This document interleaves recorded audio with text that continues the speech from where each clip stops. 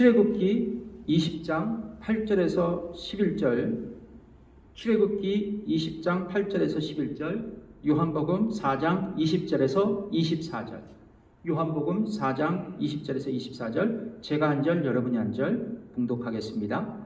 안식일을 기억하여 거룩히 지키라. 엿새 동안은 힘써 내 모든 일을 행할 것이나 제7일은 너의 하나님 여호와의 안식일인즉 너나 내 아들이나 내 딸이나 내 남종이나 내 여종이나 내 육축이나 내 문 안에 유하는 객이라도 아무 일도 하지 말라. 이는 엿새 동안에 나 여호와가 하늘과 땅과 바다와 그 가운데 모든 것을 만들고 제7일에 쉬었음이라. 그러므로 나 여호와가 안식일을 복되게 하여 그날을 거룩하게 하였느니라. 요한복음 4장 20절에서 24절 제가 먼저 읽겠습니다. 우리 조상들은 이 산에서 예배하였는데 당신들의 말은 예배할 곳이 예루살렘에 있다 하더이다. 예수께서 가라사대 여자여 내 말을 믿으라. 이 산에서도 말고 예루살렘에서도 말고 너희가 아버지께 예배할 때가 이르리라. 너희는 알지 못하는 것을 예배하고 우리는 아는 것을 예배하노니 이는 구원이 유대인에게서 남이니라. 아버지께서 참으로 예배하는 자들은 신령과 진정으로 예배할 때가 오나니 곧 이때라. 아버지께서는 이렇게 자기에게 예배하는 자들을 찾으시니라. 같이 읽겠습니다. 하나님은 영이시니 예배하는 자가 신령과 진정으로 예배할지니라. 아멘. 앉으십시오. 이 시간은 오늘 본문의 말씀으로 주님의 명령 세 번째 예배라는 제목으로 여러분과 함께 은혜를 나누겠습니다. 오늘은 여러분과 함께 나눈 말씀이 예배입니다. 예배. 여러분, 예배를 어떻게 생각하시나요? 어떻게 정의하실 수 있으세요? 여기에는 다양한 의견과 정의가 있습니다. 그런데 보편적으로 사용하는 예배의 정의, 예배의 definition은 하나님과 그의 백성 간의 만남이라고 할 수 있습니다. 하나님과 그의 백성 간의 만남. 그러니까 meeting between God and His people. 그러니까 하나님은 예배를 통해 그의 백성들에게 자신을 계시하시고 만나주신다는 거죠. 그리고 하나님의 백성들, 그분의 백성들은 이것에 찬양과 감사로 응답하는 것이 바로 예배인 것이에요. 그러므로 여러분, 예배는 하나님을 만나고 그분께 찬양과 감사를 드리는 거룩한 시간이라 할 수 있습니다. 그래, 예배를 영어로 worship이라고 그러죠. 나오죠? 영어 단어 worship은 두 단어의 합성어예요. worth, 가치라는 것과 ship, 신분이라는 단어의 합성입니다. 그러니까 여러분, 하나님께 그분의 신분에 걸맞게 우리가 최선의 가치를 드리는 시간이 바로 예배라는 거예요. 그러니까 worship이 굉장히 다가오죠. 예배의 뜻이요. 그렇습니다. 하나님은 우리에게 어떤 가치가 있느냐? 하나님은 우리에게 창조주가 되세요. 그리고 하나님은 우리에게 섭리자가 되십니다. 그리고 하나님은 우리에게 구원자가 되세요. 그래서 우리는 하나님께 그분의 신분에 합당한 최고의 영광과 경배로 예배를 드리는 것이에요. 그래서 예배를 통해 최상의 가치를 하나님께 올려드리는 것입니다. 이것이 오늘날 생각하는 예배의 데피니션이에요. 그렇다면 여러분, 성경은 우리에게 예배를 어떻게 말씀하고 있을까? 설명하고 있을까라는 것이죠. 첫 번째, 오늘 본문의 근거에서 여러분, 예배는 하나님의 명령입니다. 예배는 하나님의 명령이에요. 오늘 본문 출애굽기 20장 8절은요. 10계명 중에 네 번째 계명에 속한 것입니다. 그러니까 여러분 읽어볼까요? 시작. 안식일을 거룩하여 기억하여 거룩히 지키라. 성경은 안식일을 거룩하게 지키라고 말씀하고 있습니다. 여기서 거룩하게 지키라는 말씀은요, 다른 날과 구별해서 지키라는 것입니다. 다른 날과 구별해서 지키라는 거예요. 태초에 하나님은 천지 만물을 6일 동안 창조하시고 7일째 되는 날에 안식하셨어요. 성경은 이렇게 기록하고 있죠. 창세기 2장 2절 읽어보겠습니다. 시작.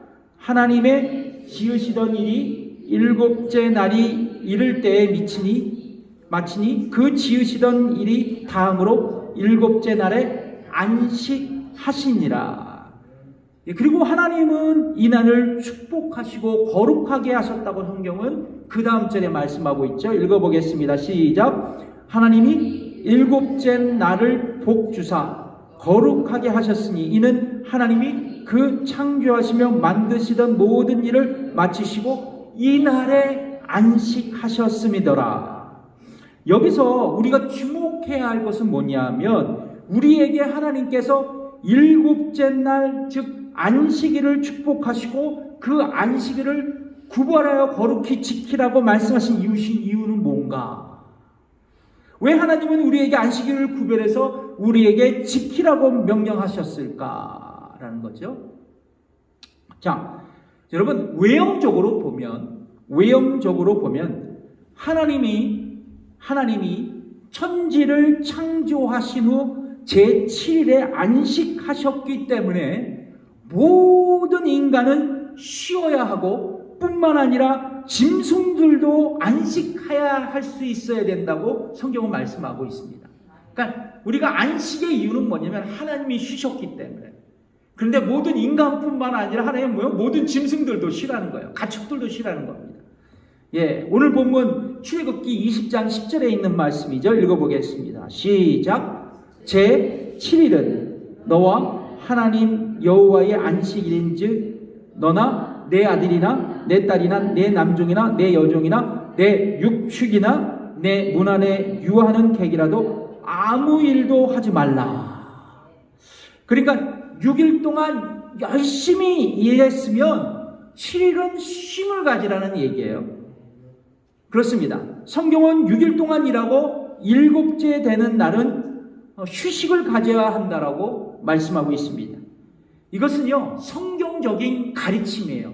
동시에 자연법칙이라고 저는 믿습니다. 자연법칙이라고 믿어요. 여러분, 이 세상에서 제일 불쌍한 사람이 누군지 아세요? 죽으라고 일하다가 그냥 죽는 사람. 그 사람이 제일 불쌍하다라고 그래요. 여러분, 과거, 지금은 잘 이런 모습이 안 보이는데요. 과거 우리 이민 초창기에 오신 우리 이민 선배들은요, 여기 이제 이민 초창기에 오신 분들이 많이 계신데 7일 일하는 것이 보통의 일상이었습니다. 7데이를 일했어요. 우리는 7데이를 일했어요. 뭐 청소일, 레스토랑 서버, 세탁소일, 뭐 우리 여기 세크라멘토에서는 여기 농장, 그렇죠? 그 뭐죠? 피스타치오 아몬드 뭐 이런 것들 농장 이렇게 가서 일하시고 말이죠. 그러면서 어렵게 아들, 딸 키우고 척박한 이민 생활을 꾸려 나오셨어요. 그래서인지 모르지만 제가 이렇게 우리 교회에서도 뿐만 아니라 다른 교회에서 사역할 때를 보면 지금 남아있는 것은 나에게 질병이 있더라는 거죠. 몸의 아픔과 고통이 있다라는 거예요. 자녀들은 잘 되고 또 축복받지만 나는 뭐요? 아프고 힘들다는 것이죠. 왜냐하면 너무 일생을 피곤하게 일하다가 몸에 질병이 온 거예요. 아픔이 온 것입니다. 그래서 여러분, 우리는 6일을 열심히 일하고 하루를 일을 중지하고 육체적인 안식을 가져야겠다는 것이 우리의 마음속에 이렇게 사무칩니다. 피부로 와닿아요. 그럼 우리 초창기 이민 세대뿐만 아니라 이 일들은 이 시대를 살아가는 이민 후배들, 저 같은 사람에게도 동일한 하나님의 말씀인 것 같습니다. 여러분, 히브리어로 안식일을 샤바트라고 해요. 샤바트. 따라해 보실까요? 샤바트. 샤바트. 그러니까 모세 오경에만 66번이 언급되어 있습니다. 그러니까 모세 오경에 66번이 언급됐다면 굉장히 중요한 단어예요. 안식일, 샤바트. 그런데 흥미로운 것은 이 샤바트의 뜻이 여러분 명사와 동사적인 의미 두 가지가 있어요. 살펴보니까요. 그런데 동사적인 뜻으로 무슨 뜻이 있냐면 저는 이걸 찾아보고 되게 놀랐습니다. 어떤 뜻이 있냐? 샤바트의 동사적인 의미가 중지하다, 그만두다라는 얘기예요. 그 의미가 있습니다. 그러니까 안식일 말 그대로 샤바트는 육체적인 안식을 위해 아무것도 하지 않고 일을 스탑해라, 중단해라는 것이죠. 그래서 하나님은요, 우리에게 안식일을 지키라고 명령하신 것은 뭐요? 쉬어라. 쉬어라라는 것이죠. 쉬어라. 그래서 지난 우리 아틀란타에 사역하실 때도 이 레스토랑이나 아니면 윙집 이런 분들 하시는 분들이요, 제일 그 수익이 많을 때가 이 주말이에요. 일요일 끼어갔고요, 주일 끼어갔고. 근데 그것을 못하는 분들이 꽤나 있으셨습니다. 그런데 다는 그렇지 않지만 그러나 이 주일에 쉬어야 된다는 이 말씀을 듣고 몇 분이 결단해서 물을 샷다를 다진 적이 있어요. 근데 놀라운 것은요, 하나님이 여러분 많이 채워주시지 않지만 평균 소득을 유지해 주시더라고요. 많이 주셨다는 것은 조금 저는 이해가 될 수 없지만 그분들의 얘기로는 그래도 하나님이 평균 소득을 유지해 주시더라. 그래서 너무 감사하다. 그런 간증을 들은 적이 있어요. 여러분, 안식일은 쉼이에요. 휴식입니다. 영성학자로 유명한 마르바 던이라는 여자분이 계십니다. 보시면 보이실까요, 지사님? 예. 자, 마르바 던이라는 분인데요. 참 동네 아줌마 같죠? 예. 이분이 유명한 영성 신학자입니다. 근데 이분의 책 안식이라는 책에서 그녀가 안식을 이렇게 얘기하고 있습니다. 잘 들어보세요. 일을 그칠 뿐 아니라 생산과 성취도, 그리고 근심과 걱정도, 긴장도 그쳐야 한다. 그리고 소유하려는 노력도 그쳐야 하고 하나님이 되려는 그 노력도 그쳐야 한다. 굉장히 멋있는 말을 했어요. 그렇습니다. 우리는 최소한 일주일에 하루는 일을 그만두고 안식할 수 있어야 돼요. 다 적어두고요. 왜냐하면 나의 건강을 지키고 내일의 생산적인 활동을 위해 내가 하루는 재충전의 시간을 갖는 거예요. 자, 그렇다고 해서 여러분 안식일에 아무것도 하지 않고 모든 행동을 중단하라는 것은 아닙니다. 유대인들은 이 말씀을 근거로 문자적으로 받아들이고 그렇게 살아갔어요. 그러니까 수없는 안식일의 규례를 만들어서 하지 말아야 될 것을 규정해 놓았습니다. 숨 막히겠죠. 그렇죠? 자, 일주일 중 하루는 하던 일을 멈추고 쉴 수 있어야 되지만 중요한 것은 뭐냐면 우리를 창조하신 하나님을 기억하며 우리가 그 쉼의 날 하나님 앞에 예배 드릴 수 있어야 된다는 거예요. 그러니까 육체적인 안식이 나에게 있었다면 더 나아가서 영적인 안식이 우리에게 있어야 할 것을 성경은 우리에게 가르쳐주고 있는 거예요. 자, 그래서 여러분 안식일의 쉼, 안식일의 휴식은 궁극적으로 하나님을 기억하며 예배하는 행동으로 나타날 수 있어야 돼요. 특별히 성경을 보면 예배를 명령하신 여호와 하나님만이 예배의 대상임을 말씀해주고 있거든요. 여러분 시편 29편 2절을 한번 읽어보겠습니다. 시작. 여호와의 이름에 합당한 영광을 돌리며 거룩한 옷을 입고 여호와께 경배할지어다. 시편 66편 1절에서 2절 읽어보겠습니다. 시작. 온 땅이여 하나님께 즐거운 소리를 발할지어다. 그 이름의 영광을 찬양하고 영화롭게 찬송할지어다. 시편 96편 8절을 읽겠습니다. 시작. 여호와의 이름에 합당한 영광을 그에게 돌릴지어다. 예물을 가지고 그 궁전에 들어갈지어다. 아멘. 그렇습니다. 성경은 일관성 있게 여호와 하나님의 이름에 합당한 영광을 돌리고 찬양하고 경배하라고, 그를 예배하라고 우리에게 성경은 가르쳐주고 있습니다. 이것을 신학적으로 예배의 하나님 중심성, 그러니까 예배의 중심은 하나님에게 있다라는 얘기예요. 그런데 우리가 이 지점에서 주목해야 할 것이 있어요. 성경적으로 예배는 하나님을 만나고 내가 영광과 찬양을 드리는 시간이에요. 드리는 시간입니다. 그래서 예배는 내가 무엇인가 받는 시간이 아니에요. 원칙적으로 얘기하는 겁니다. 내가 무엇인가 받는 시간이 아니라는 거예요. 대부분 타 종교는 인간의 욕구를 충족시키고 자신의 삶의 안녕을 위해서 신께 예배를 드립니다. 우상을 섬겨요. 그러니까 인간이 신에게 찾아가서 자신의 행복을 추구하기 위해서 우상을 섬기고 신에게 경배합니다. 그래서 인간은 인간 인류 역사상 시작하면서 수많은 신과 우상들을 만들어냈어요. 그렇잖아요. 인간의 행복을 위해서 말이죠. 그러나 여러분, 기독교 예배는 그런 우상을 섬기는 차원이 아니에요. 우리가 드리는 예배는 하나님께 내가 드려지는 시간입니다. 나의 사랑을 드리는 거예요. 여러분, 돈을 사랑하면 사람은 돈을 예배합니다. 여러분, 권력을 사랑하면 사람은 권력을 예배합니다. 쾌락을 사람이 사랑하면 사람은 쾌락을 예배하게 돼 있어요.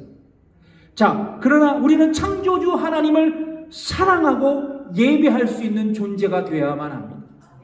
왜냐하면 이것이 우리가 살아가는 삶의 목적이자 우리에게 주어진 거룩한 의무이기 때문에 그래요.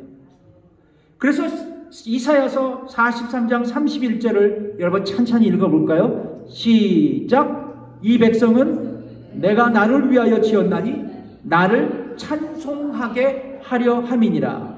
예, 맞습니다. 하나님께서 인간을 창조하신 목적이 뭐예요? 당신이 지으신 인간으로 하여금 창조주 하나님을 찬양하게 하는 것, 예배케 하는 것이라고 성경은 말씀하고 있습니다. 그러니까 하나님께서 우리를 창조하신 건 뭐예요? 당신이 예배받기 위해서. 그러면 우리의 삶의 목적이 뭐예요? 하나님을 예배하는 겁니다. 목적대로 살아가는 것이 뭐예요? 예배하는 거예요. 그러면 여러분, 주일에 예배 드리는 것, 수요일에 예배 드리는 것, 새벽에 예배 드리는 것은 하나님의 거룩한 명령이자 동시에 우리들에게는 거룩한 의미이고 삶의 목적이라는 것입니다. 그래서 예배는 중요한 거예요. 성경은 우리에게 예배를 어떻게 말씀하고 있을까? 첫 번째, 예배는 하나님의 명령이다. 두 번째, 예배의 태도에 대한 건데요. 예배는 신령과 진정으로 드릴 수 있어야 한다. 이제 예배의 이야기가 구약 성경에서 신약 성경으로 넘어갑니다. 요한복음 4장에 있는 말씀이에요. 요한복음 4장에는 여러분이 잘 아시는 수가성 여인이 등장합니다. 예수님은 수가성에 살던 이 무명의 여인을 만나 그녀에게 영생의 선물을 주시는 그 사건이 요한복음 4장에 기록되어 있습니다. 흥미로운 것은 주께서 이 수가성 여인에게 복음을 전하시는 그 과정에서 이 수가성 여인은 예배에 대한 굉장한 심오한 질문을 예수님께 던집니다. 어떤 질문이냐? 요한복음 4장 20절에 있는 말씀. 우리 조상들은 읽겠습니다. 시작. 우리 조상들은 이 산에서 예배하였는데 당신들의 말은 예배할 곳이 예루살렘에 있다 하더이다. 그러니까 이 여인은요, 자신을 포함한 사마리아 사람들은 이 산이 뭐냐면 그리심 산에 있는 산당에서 예배를 드렸거든요. 이 산당에서 예배를 드리고 있는데 유대인들은 진짜 예배를 드리는 것이 예루살렘 성전에서 예배를 드린다고 얘기하는데, 그렇다면 주님, 하나님께 진정한 예배를 드리기 위해서 이 그림신산에서 예배를 드리는 겁니까? 아니면 예루살렘 성전에서 예배를 드리는 것이 참 예배가 될 수 있습니까? 이 질문을 하는 거예요. 그리심산이냐 예루살렘 성전이냐, 둘 중에 하나 선택해달라. 어떤 게 참 예배냐? 예수님께서는 이렇게 대답하십니다. 요한복음 4장 21절에 있는 말씀이에요. 읽어보겠습니다. 시작. 예수께서 가라사대 여자여 내 말을 믿으라. 이 산에서도 말고 예루살렘에서도 말고 너희가 아버지께 예배할 때가 이르리라. 그러니까 예수님은 어떤 거냐면 하나님께 예배할 곳이 그리심산인지 아니면 예루살렘 성전인지 묻는 이 두인에게 두 장소 모두를 부정하셨어요. 왜냐하면 예수님은 하나님께 드려지는 예배가 특정한 장소에 제한받을 수 없다고 생각하셨기 때문이에요. 그렇습니다. 여러분, 예배는 어떤 특정한 장소에서만 드리는 것이 아니라고 저는 생각합니다. 왜냐하면 여러분, 하나님은 장소와 공간을 초월하시는 편재하시는 하나님이시기 때문에 그래요. 하나님은 편재하시는 분이시기 때문에 이 성전 안에 갇혀 있으실 수 없는 분이십니다. 모든 곳에 계시는 분이세요. 자, 그래서 여러분, 어떤 특별한 위기 상황이 발생하면 교회가 아닌 다른 곳에서도 예배를 드릴 수 있다. 이것은 신학적으로 증명된 이야기입니다. 예를 들면 예루살렘 초대교회 성도들은요, 유대인으로부터 온갖 종교적인 핍박을 받고 있을 때 그들은 유대교 회당에서 도망쳐 나왔어요. 그리고 그 유대교 회당에서 예배 드리다가 유대인들의 핍박을 피해서 어디로 갔냐면 곳곳에 흩어져 있는 성도들의 집에서 모이기 시작했습니다. 그들이 그 성도들의 가정을 중심으로 예배를 드리고 서로 떡을 떼며 교제하기 시작했어요. 그것이 성경에 나오는 초대교회의 가정교회들이에요. 그래서 여러분, 성경에 나오는 초대교회가 이 예루살렘의 큰 대형교회라고 생각하면 아니에요. 곳곳에 있었던 이 가정교회들을 가리켜서 초대교회라 그렇게 설명할 수 있어요. 마찬가지로 지금은 여러분 코비드19의 위기적인 상황이죠. 그래서 장소에 관계없이 우리가 예배를 드리고 있습니다. 그런데 여러분, 코비드19가 장기화되면서 잘못된 생각이 굳어져서 교회가 아니어도 가정에서 주일 예배를 드릴 수 있다고 여기면서 모이는 일에 소극적이 된다면, 지금 그런 상황들이 벌어지고 있거든요. 여러분, 이것은 코비드19보다 더 무서운 다른 위기가 교회에 도래할 것입니다. 저는 분명하게 예언해요. 더 큰 어려움이 교회에게 닥칠 거예요. 이것을 소위 예배의 위기라고 합니다. 예배의 위기. 여러분, 교회에는요, 다섯 가지의 기능이 있습니다. 첫 번째는 예배의 기능이에요. 두 번째의 기능은 선교의 기능입니다. 그리고 세 번째의 기능은 교육의 기능이에요. 네 번째의 기능은 봉사의 기능입니다. 다섯 번째의 기능은 친교의 기능이에요. 그래서 교회는 이런 다섯 가지의 기능으로 균형 잡힌 사역을 감당할 때 비로소 건강한 교회로 자라갈 수 있는 거예요. 반대로 교회가 이 다섯 가지 기능 중 한 가지라도 소홀히 하고 교회의 기능을 충분히 발휘하지 못할 때 교회는 약해지는 겁니다. 세상에 밀려나가게 돼 있어요. 특별히 교회가 예배를 소홀히 할 때 교회는 곧 위기에 봉착해요. 왜냐하면 모이지 않는 교회는 이런 다섯 가지, 네 가지의 다른 교회의 기능을 제대로 발휘할 수 없기 때문에 그래요. 그래서 성경은 우리에게 이렇게 권면하고 있는 겁니다. 히브리서 10장 25절에 있는 말씀이죠. 읽어보겠습니다. 시작. 모이기를 패하는 어떤 사람들의 습관과 같이 하지 말고 오직 권하여 그날이 가까움을 볼수록 더욱 그리하자. 아멘.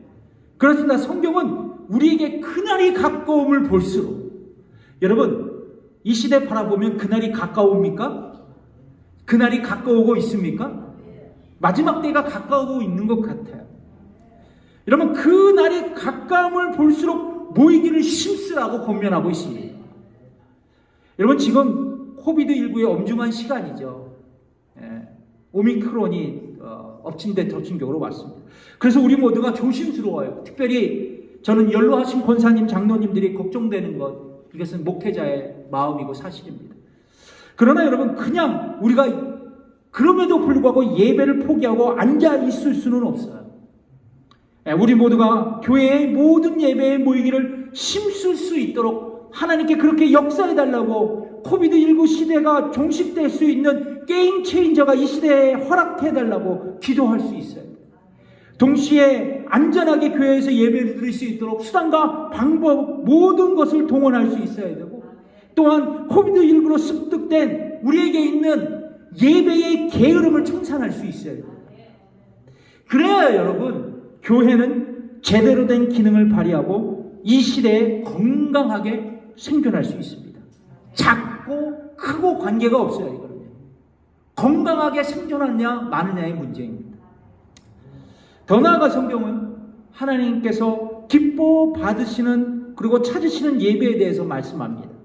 오늘 본문에서 예수님은 이렇게 말씀하고 있습니다. 읽어볼까요? 요한복음 4장 23절 읽어보겠습니다. 시작. 아버지께 참으로 예배하는 자들은 신령과 진정으로 예배할 때가 오나니 곧 이때라. 아버지께서는 이렇게 자기에게 예배하는 자들을 찾으시니라. 제가 한 절을 더 추가해서 요한복음 4장 24절을 제가 읽어드리겠습니다. 하나님은 영이시니 예배하는 자가 신령과 진정으로 예배할지니라. 아멘. 같이 따라해볼까요? 하나님은 영이시니 예배하는 자가 신령과 진정으로 예배할지니라. 그러니까 하나님 아버지께서 찾으시는 자를 성경은 누구라고 말씀하고 있어요? 신령과 진정으로 예배하는 자. 이 지점에서 우리가 신령과 진정이라는 단어의 원어적인 의미를 살펴볼 필요가 있죠. 여러분, 신령이라는 단어는 뭐 다른 거 다 빼놓고 그냥 뜻이 영이라는 뜻이 있어요. 영. 그러니까 주님은 예배를 드리는 자는 영적으로 예배를 드릴 수 있어야 된다고 지금 말씀하고 있는 겁니다. 그 왜냐하면 25절에 보니까 하나님은 영이시기 때문에. 영이시기 때문에. 따라서 여러분, 성도들은요, 저뿐만 아니라 여러분들 예배를 형식적으로 드리면 안 돼요. 영이신 하나님께서 기뻐 받으실 만한 예배가 될 수 있도록 영적 예배를 드릴 수 있어요. 자, 그렇다면 우리는 어떻게 영적 예배를 드릴 수 있을까? 다른 게 아니에요. 무엇보다도 예배를 드리면서 예배 속에서 부어주시는 하나님의 은혜를 내가 먼저 사모해야 돼요. 예배의 사모함. 여러분, 예배에 대한 사모함이 있으십니까? 주일이 딱 되면 주일 예배 가야지. 기뻐하세요? 그런 마음이 있어야 된다는 것이죠. 그리고 예배 가운데 성령의 인도하심을 간절히 소망해야 합니다. 주님, 나를 인도해 주십시오. 성령께서 나의 예배 가운데 기름 부어 주셔서 내가 이 시간 성령의 음성을 듣게 하시고 하나님의 말씀을 듣게 하시고 찬양하게 하시고 온전히 하나님 앞에 드려지는 시간이 되게 해달라. 기도할 수 있어야 된다는 거지.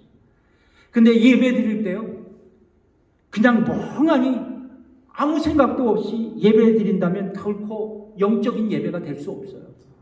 제가 이제 이민 사회 이민 목회를 하다 보니까요, 너무 삶이 힘든 거예요. 지치는 거예요. 교회에 와서도 말이에요. 왜냐면 열심히 일하고 교회에 오니까 긴장이 쫙 풀리고 릴렉스 되면서 그냥 앉아 있는 겁니다. 그리고 멍하니 있어요. 그냥 저는 그런 성도님을 보면 마음이 찡해요. 짠합니다. 그러나 여러분, 주일에 1시간만큼은 영적으로 집중해야 된다. 그게 더 안식이요 나에게 힘이 될 수 있어요. 위로가 될 수 있습니다. 여러분 우리가 드리고 싶은 것은 영적인 예배예요. 근데 이 영적인 예배를 저해하는 우리의 습관성 증상들이 있습니다. 우리 교회는 안 그러는데, 하나는 뭐냐면 습관성 주보 탐닉증을 갖고 있는 분들이 있어요. 이 얘기는 뭐냐면 예배를 시작하면 을의 주보를 이렇게 봐요. 예배 한참 찬양하고 있는데 그러면서 예배 시간에 주보에 자기 헌금 명단에 자기 이름이 빠졌나 있나, 뭐 주보의 맞춤법 검사하면서 하는 분들도 계신단 말이에요. 안 그러실 것 같죠? 계세요, 그런 분들. 주보 보는 분들 계세요. 또 하나는 뭐냐면 습관성 예배 지각증을 갖고 있는 분들이 있습니다. 예. 모든 예배 잘 나오세요. 예. 근데 항상 5분이 늦어. 맨날 5분이 늦어. 늦게 오시는 게 아니라 항상 5분 늦어. 그런 분 계세요. 예. 마지막에는 뭐냐면 습관성 재발저림증이라 그래요. 습관성 재발저림증. 목사님은 의도하지 않았는데 찔리는 설교 들으면 나를 찌르고 씹는구나 이렇게 생각하는 분들도 있어요. 이런 증상들이요 우리에게 영적인 예배를 방해할 수 있다는 거예요. 결국 여러분 이 영적인 예배를 위해서는 영적으로 우리 집중하고 성령님의 은혜를 갈망하며 그 예배를 드릴 수 있는 우리의 결단이 필요합니다. 더 나아가서 예수님은 우리에게 영으로 예배를 드릴 뿐만 아니라 진정으로 예배 드려야 된다라고 말씀하고 있어요. 진정으로. 여기서 진정은 헬라어로 알레세이아라는 단어를 쓰고 있습니다. 알레세이아는 뭐냐면 번역하면 진리, 진실이라는 의미가 있어요. 두 가지 의미로 쓰입니다. 그렇습니다. 우리가 드리는 예배가요 영적인 예배로 드려지는 시간이 되어야지만 한 걸음 더 나아가서 성경은 우리에게 진실로 예배를 드릴 수 있어야 된다고 말씀합니다. 진정한 마음, 진정한 마음. 여러분 하나님이 원하시는 예배는요 진실된 마음으로 예배를 드리는 거예요. 여러분 우리는 하나님 앞에 진실된 예배를 드리고 있어요? 아니면 거짓된 마음으로 예배를 드리고 있습니까?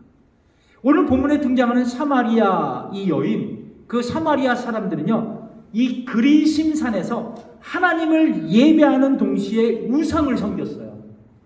이게 사마리아 종교입니다. 그들은 사마리아의 번영을 위해서 그리심산에서 하나님을 예배하고 동시에 우상을 섬겼어요. 그들은 하나님께 거짓된 예배를 드리고 있었던 거죠. 예수님은 그것을 찔르신 거예요. 마찬가지입니다.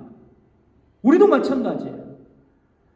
여러분 우리가 진실된 예배를 드리고 있느냐는 겁니다. 지금 우리가 거짓 예배를 드리고 있느냐는 거예요. 여러분 진실된 예배를 드리기 위해서 중요한 게 뭐냐면 하나님이 나에게 우선순위가 돼야 돼요. 하나님이 나에게 우선순위가 돼야 돼요. 그분을 예배해야 한다는 우리의 믿음의 결단이 필요합니다. 만약 하나님께 예배 드리는 것보다 또 다른 우선순위가 생길 때 그것은 바로 진실된 예배가 될 수 없어요. 진실된 예배가 아닌 거짓 예배가 될 수 있다는 거죠. 그러므로 여러분 하나님께 진실된 예배를 드리기 위해 무엇보다도 나의 우선순위가 하나님에 있고 그분을 예배하는 데 있다는 것을 우리가 고백하며 그렇게 예배로 실천하는 저와 여러분이 되셨으면 좋겠습니다. 그러니까 예배보다 중요한 것은 없습니다. 예배보다 급한 것은 없어요. 예배보다 우선순위는 없습니다. 예배가 최고의 우선순위입니다. 그게 우리의 진실된 마음이 돼요. 1942년 파리에서 올림픽이 열렸습니다. 올림픽의 꽃이 뭐죠? 100m 달리기예요. 근데 그 100m 달리기 파이널이 하필 주일에 결정이 됐습니다. 강력한 우승 후보였던 영국의 에릭 리들은 출전을 포기했습니다. 이유는 뭐냐면 주일에 경기하는 것보다 안식일의 계명을 지키며 예배 드리는 일이 나에게는 굉장히 중요하다. 그것이 이유였어요. 그러니까 여러분 믿지 않는 사람들은 참 미친 소리겠죠. 예. 그래서 영국 사람들은요 조국을 배신한 배신자, 옹졸한 신앙인, 온갖 비난을 에릭 리들에게 퍼부었습니다. 며칠 후 이제 에릭 리들은 400m 달리기 경기에 출전하게 됐습니다. 하지만 중거리는 자신의 주종목이 아니었어요. 단거리 선수였으니까요. 그러나 에릭 리들이 400m 경기를 출전하면서 이게 결승전 처음부터 무서운 속도로 질주하기 시작했습니다. 그 모습을 보던 관중들은 걱정스러운 표정을 지었다 그래요. 그런데 에릭 리드는 예상을 뒤엎고 세계 신기록으로 금메달을 차지합니다. 기자들이 에릭 리드에게 찾아가서 우승 소감을 묻자 그는 이렇게 대답했다 그래요. 처음 200m는 내가 뛰었습니다.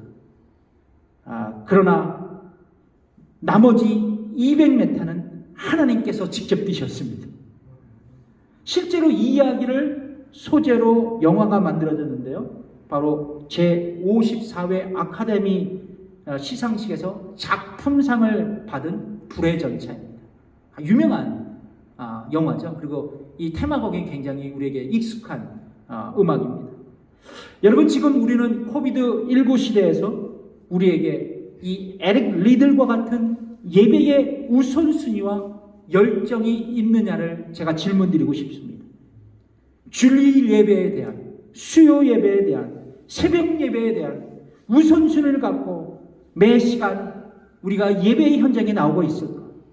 혹시 우리의 우선순위에서 더 중요하게 여기는 다른 일, 그것들 때문에 모든 우리 교회의 예배가 빈번하게 밀려나가는 일은 없었을까? 다시 한번 말씀드립니다. 교회에서 예배드리는 일이 평생에 양보할 수 없는 우리의 최고의 우선순위가 되시기를 주님의 이름으로 축복합니다. 그것이 우리의 삶의 목적입니다. 기도하겠습니다.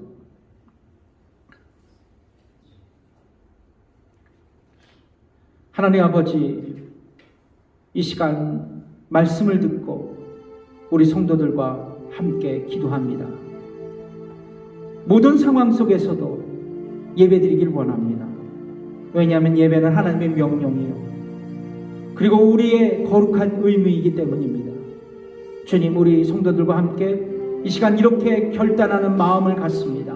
주님, 마지막 때, 주님의 마지막 이 시기 저희들이 예배드리며 눈을 감기를 원합니다.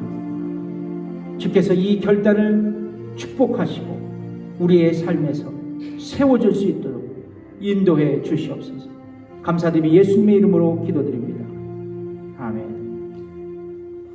이 시간 모든 상황 속에서 우리 찬양 드리겠습니다. 모든 상황 속에서 다 함께 일어나셔서 이 찬양 드리시며 예배를 마무리 짓겠습니다.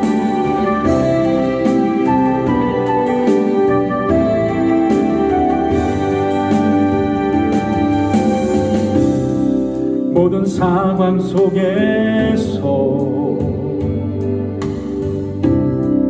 주를 찬양할지라. 주는 너의 큰 상급, 큰 도움이시라. 주의 얼굴 구할 주의 영을 부사 크신 사랑 안에서 주를 보게 하소서. 주를 보게 하소서.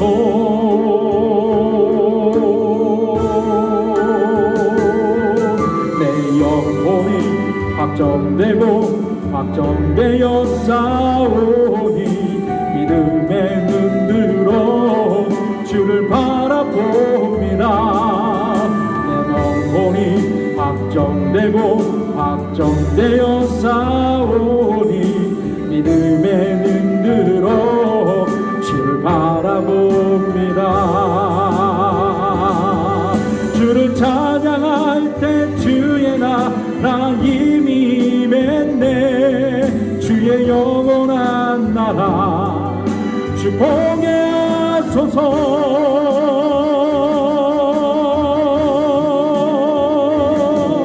내 영혼이 확정되고 확정되어 싸우니 믿음의 눈으로 주를 바라봅니다. 내 영혼이 확정되고 확정되어 싸우니 믿음의 눈으로 주를 바라봅니다.